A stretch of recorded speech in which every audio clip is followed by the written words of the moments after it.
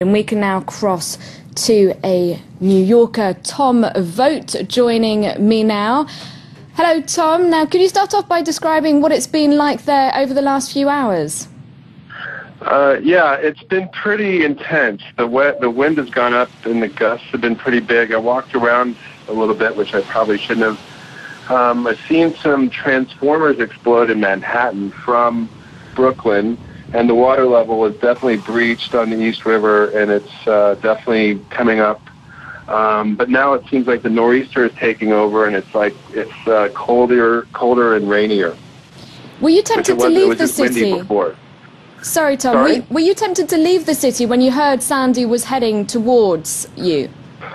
No, I'm like on the edge of one of the evacuation zones, but I'm on a hill, so it seemed like it was fine to stay. And although I'm on the garden level, it just seemed like it was okay. And like I said, I've been walking around. It didn't seem so bad, but it's definitely dangerous out there. How do you feel about the way the authorities have been handling the situation?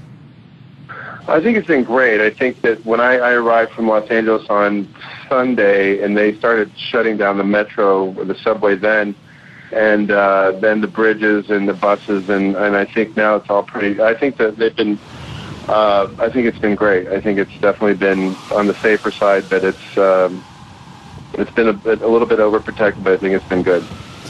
Now, Tom, you've been living in New York City for a little while now. Have you ever seen anything like this before?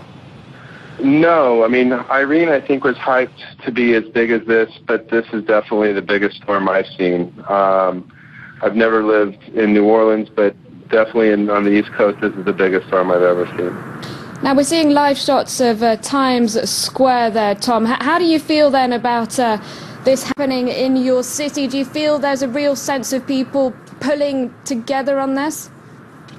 Yeah, that's why New York is so great. It's that everybody kind of sticks together when these things happen, and people just kind of hunker down. I mean, everything in the stores is gone, but people just kind of, make the best of it, and it's just part of living here, I think, that everybody knows that there's sort of a price that you pay, and sometimes there's storms, and sometimes there's other things, it's like blizzards or whatever, but this generally is sort of the bonding moment for New Yorkers, I think.